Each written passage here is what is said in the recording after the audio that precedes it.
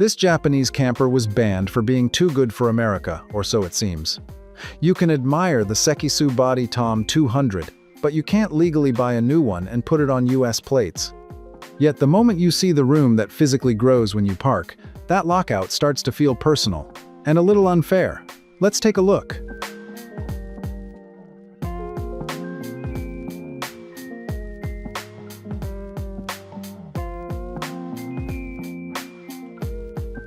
Motorhome luxury. Starting with the chassis, the Tom 200 is a Class C motorhome built by Sekisou Body on the Toyota HiAce standard body platform. The HiAce is a legendary commercial vehicle across Japan, Asia, Australia, the Middle East, and Africa, but it isn't sold new in the US through any official dealer. A fresh Tom 200 runs straight into a wall of regulations. While legally imported classic HiAce campers typically sell in the US for roughly $13,000 to $20,000, a modern version is a pipe dream, and the rest of this camper is exactly the kind of thing American buyers keep wishing they could get new. From the front, the Tom 200 immediately separates itself from an American Class C. It is much slimmer and lower, with the HiAce cab still clearly visible below the custom fiberglass and aluminum living shell. The front end is compact, upright, and simple, with big headlights, wide mirrors, and that easy-to-read HiAce driving position. The whole camper is only about 16 feet 4 inches long, around 6 feet 4 inches wide, and about 8 feet 9 inches tall. That is barely longer than many family SUVs, but the roofline is hiding the first trick. This body uses height instead of width. The real value in that comes inside, where the sleeping areas stack in a way most American motorhomes this small cannot copy. Move down the driver's side, and the first surprise is how plain it looks. There are no wild graphics, no huge slide room, and no wall of giant storage hatches. That clean wall is a mystery by itself, because a camper this small has to hide its utility somewhere, and the answer is split between the rear hatch, the roof, and the cabinets inside. This side is clean and narrow, with the bodywork sitting neatly over the HiAce base. Behind the cab area, the external power inlet sits cleanly on this side, so you can plug into shore power at a campsite and keep the house battery and interior outlets fed without opening up the living space. Now, come around to the rear, because this is where the plain exterior starts paying you back twofold. The back wall carries 2 stacked acrylic windows, one for each rear bunk, and below them is the baggage door. Open it, and the little camper suddenly stops feeling so little. The hatch opening is roughly 26 inches wide and about 20 inches tall, but the storage runs far deeper under the rear bunk area, stretching back over 52 inches. In practical use, that means chairs, cables, leveling blocks, shoes, tools, and longer camp gear can slide into a space that stays away from the lounge. The aisle does not have to become the family junk drawer. There is a second reason this rear storage is exceptional, and that's that the lower bunk can be lifted or opened from the interior, so the rear storage works from both directions. Load dirty gear from outside, grab something from inside later, and you don't need to unload the camper in the rain just to reach one bag. The Tom 200 also utilizes this back corner to place the spare tire completely out of sight, accessed underneath the rear lower storage, making this space more than just a simple trunk. Look up at the roof before we move around. The roof carries a MaxxAir-style fan to pull cooking heat and stale air out of the cabin, along with a solar panel. This setup makes perfect sense on a camper that relies heavily on its 12-volt system. The electrical system typically runs off a dual lead-acid battery setup safely stored inside, though many owners quickly swap them out for a 2 to 100 amp-hour lithium upgrade to better support heavy appliance use. In a camper, this compact roof equipment makes a world of difference because every square inch inside is already spoken for. Now move to the passenger side, and the homey feel is in full swing.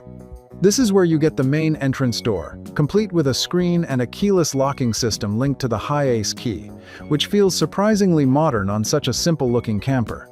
The passenger side also carries a dedicated side baggage door that cleverly houses a retrofitted air conditioning condenser, keeping both the interior and exterior looking clean. This is also where the normal HiAce fuel filler is located, feeding a tank of about 18.5 gallons without being turned into some complicated motorhome system. Water is handled in a very Japanese way, skipping the big exterior fill doors entirely to keep the outside cleaner. We will see exactly how that works once we step inside. Then there is the small step up into the living area. So, let's open the door, climb in, and see exactly what American buyers are missing. Step inside and the first thing you feel is the ceiling height. Outside, the body looked oddly tall for such a short camper. Inside, that height becomes the whole point. You can stand, move through the center, and use the furniture without feeling like the camper is folded around you. Right by the entrance, there is a shoe area, the central switch panel, lighting controls, pump controls, battery monitor, and switches for equipment like the fan or refrigerator. This is the first interior payoff from the exterior simplicity. The things that might have been scattered across outside hatches are gathered where you actually use them after parking. The fresh and wastewater tanks sit securely tucked under the sink area, taking the form of removable poly tanks a little over 5 gallons each. And let's be honest, that is small. If you're dreaming of a week parked deep off-grid, this isn't the camper that lets you do it without refilling constantly. But that's a deliberate trade, not an oversight. For the short trips, roadside stops, and simple washing this camper is built for, it's plenty. And because the tanks just lift out, you fill them at any tap and empty them at any proper point without crawling under the body or hunting for a big exterior service bay. Small tanks you can actually reach beat big tanks you can't. From the doorway, the lounge is the main room. The Tom 200 layout uses a face-to-face dinette with 2 seats on one side and 2 on the other, plus the front cab seats ahead of it. Travel capacity reaches 6, which is wild in something this short. Once parked, the table lifts away, and the cushions fill in to form a sleeping zone. But this is only bed reveal number 1. The camper still has 2 more zones to show, and that is where the layout starts getting clever.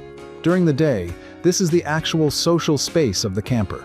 4 people can sit across from each other. The kitchen is right beside them, and the entry door stays usable instead of being blocked by a giant mattress. Instead of a bulky, wind-catching cab-over bunk, the low-profile roofline hides a clever roof slide-out bed that can comfortably take 2 adults when set up.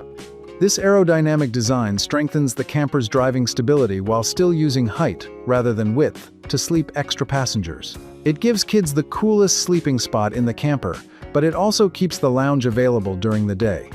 You can leave the rear bunks alone, use the dinette for meals, and still have another bed waiting above the cab. Now the count is already 4 sleepers, and we have not reached the back yet. Beside the dinette is the kitchen. It is compact, but it covers the basics properly.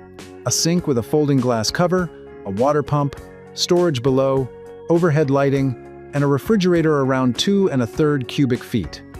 To maximize counter space, the kitchen features a concealed pull-out drawer table rather than a standard, bulky counter extension. Many owners also choose to retrofit a compact microwave, like a twin bird, mounted neatly into the upper cabinet area. The equipment zone is where this camper gets even more impressive, though it highlights a distinct compromise. The cabin is equipped with a Webasto FF heater for winter nights. While not originally a factory standard, many owners opt to install a home-style Mitsubishi air conditioner to combat brutal Japanese summers. However, there is a catch. Outfitting the camper with a custom microwave and a household AC unit eats up almost all of the low-profile overhead storage, leaving you with just one single upper cabinet with a door. Still, with shore power, a battery upgrade, and solar support working together, having climate control makes this little Class C feel far more livable than the exterior suggests. And the next door is where the strangest trick happens. Opposite the kitchen is the multi-room. Closed, it's a slim closet you drive with. Parked, you pull the front out, and it grows by about a foot, turning a space too tight to use into a real changing room or private toilet cubicle without permanently stealing the lounge. Now, here's the honest part. This isn't a wet bath, and there's no built-in shower or even a dedicated extractor fan in here. The toilet isn't standard either. You add a wrap pond-style portable unit yourself. But think about what the alternative would cost. A fixed bathroom in a 16-foot motorhome would usually destroy the floor plan, eating the aisle, shrinking the dinette, or forcing the kitchen into a corner nobody wants to use. Sekisou Body dodges all of that by making the private room temporary. When you need privacy, it grows. When you don't, it gives the aisle back. and you shower at the campsite or a roadside onsen like most Japanese travelers already do, would you trade a fixed bathroom for one that appears only when you need it? Tell us in the comments. Now move to the rear bedroom, the place the outside windows were teasing. The Tom 200 uses folding rear bunks, with an upper and lower bunk running across the back. The lower bunk is just under 5 feet 11 inches long, tapering from around 31 inches to roughly 26 inches wide. The upper bunk is slightly slimmer, but still usable for adults. Each bunk gets its own acrylic window with a screen and shade, so the rear bedroom can ventilate without leaving the door open. 2 people can sleep back here without touching the dinette at all. 2 people in the rear bunks, 2 more in the dinette bed, 2 more in the roof slide-out bed. That is 6 separate sleeping spots in a camper about 16 feet long. Next, step into the driver's cab. It is still a HiAce, which is a huge part of the appeal. The driving position is high, the mirrors sit far out, and the body is narrow enough that you aren't constantly fighting the road. Running on a reliable 2.8-liter diesel engine with 4-wheel drive, the cab feels familiar, durable, and commercial in the best way. This is the legal problem coming back one last time though. A new Tom 200 gives you compact size, family sleeping, a proper dinette, rear bunks, a transforming room, usable storage, and HiAce reliability. But American buyers cannot simply order one new and register it at home. NHTSA safety certification, EPA emissions rules, CBP import checks, and the strict 25-year clock all stand in the way. So, what does all this cost? In Japan, a new Tom 200 starts around $48,000 and climbs past $50,000 for a loaded one. Still less than many American camper vans that do far less. A brand new one is off the table, not because it's unsafe, but because of a label it never got and a clock that hasn't run out. What do you think of import rules that keep a camper this good out for 25 years? And would you import one the day it finally qualifies? Let us know in the comments. Want to see more incredibly innovative compact camper vans?